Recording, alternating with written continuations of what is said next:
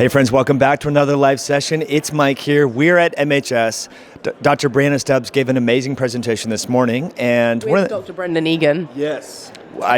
That was amazing. That was great. It was like a lot of back and forth, which was awesome. So I have a few mental notes from your talk.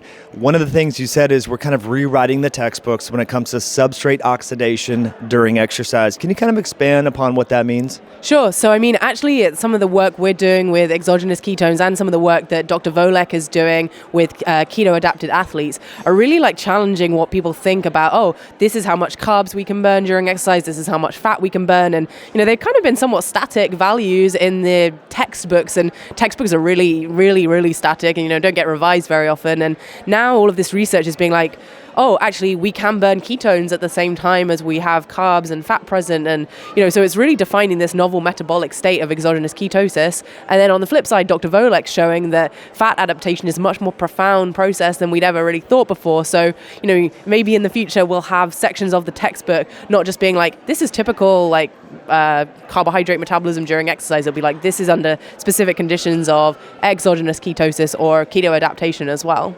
It's so fascinating. There's so many things coming to mind, but I think it's confusing for the people in the public because they see a study coming out, maybe from Australia, and it'll say, see, the ketogenic diet, it doesn't enhance performance, right? So people are like, then therefore I should not, you know, there's no added value for me being in ketosis. What would you say to that? Well, I mean, it depends on what your goal is long term. I mean, first thing actually, maybe even to note before that is there's a lot of individual variability that just looking at the mean of these data doesn't really tell you. So you might have some people who respond really well and actually perform way better and feel way better and their body composition is optimized. And, you know, actually a really interesting series of studies by Karin Zinn out over in New Zealand, and she looked at athletes' well-being as well and actually quantified asking them questions. And interestingly, these were not elite athletes, they were more like recreational athletes, and a number of them said that they would stay on the ketogenic diet after being in the study. So I think it depends a little bit on the type of athlete and their goals.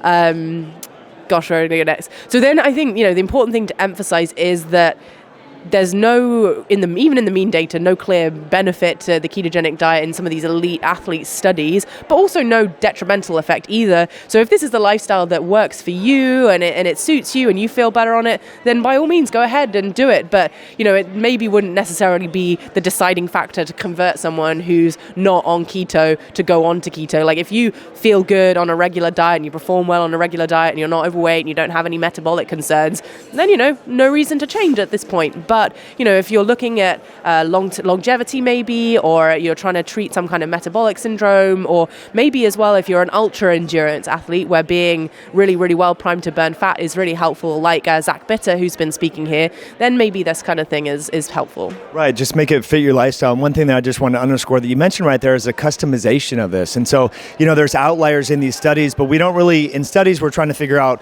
what is the differences between these groups, right? And so these outliers, some benefit, some don't. And so this is where, like we were talking about last night, the coach comes in and can customize this based upon what's going to work for that individual, which I think is really creative and something sometimes that doesn't get conveyed.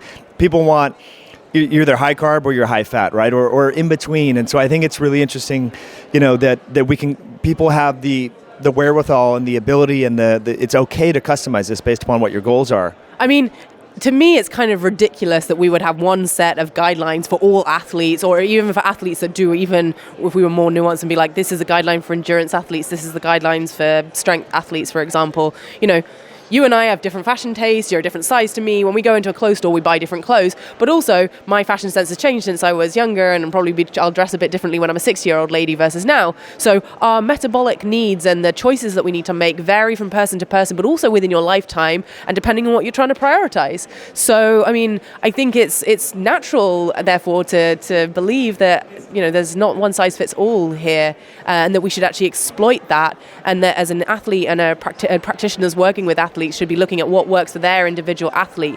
You know, there's the genetics, there's preferences, there's gut microbiome. There's so many different factors that affect how these things work for us. So it's very much more complicated than just looking at the mean. Yeah. Very, very fascinating. So kind of final question here. Were you surprised to learn that when exogenous ketones are administered pre-exercise that it changes carbohydrate oxidation and glycogen metabolism?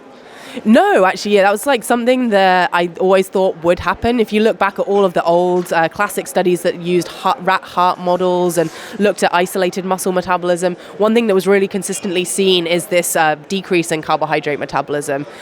It was neat to see it in the whole bodies of athletes because it's actually could mean quite a lot in terms of endurance and performance. One thing that I was relieved to see was that dampening of carbohydrate metabolism wasn't at all detrimental to performance in the more higher intensities. We haven't seen that consistently just yet, because otherwise as an athlete I'd feel kind of bad about suggesting, oh, take this, there's a risk that it actually might take that top end off you. We haven't seen that yet. So I think we need to watch and do more research, because there may be some conditions where it doesn't work as well, but broadly speaking now it's like, yeah, this switch from carb metabolism more towards ketone and fat metabolism is actually beneficial rather than detrimental. Sure.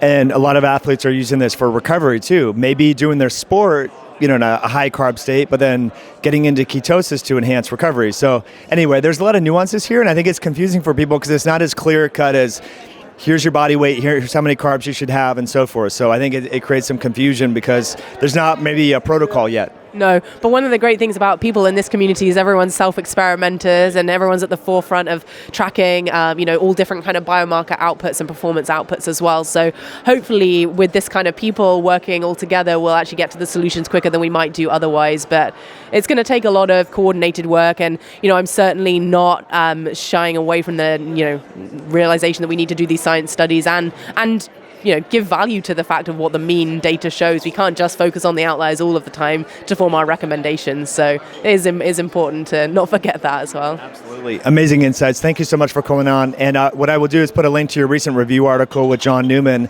all about how ketones affect the immune cell population in fat cells, which for some of you I think is pretty exciting. I know when I saw that article, I was really excited to hear more about that. So maybe we'll do another video, down the road. I'm sure we got a lot more to talk about, so we'll do that another time. Absolutely. Thanks so much for coming on, and thanks for tuning in, friends.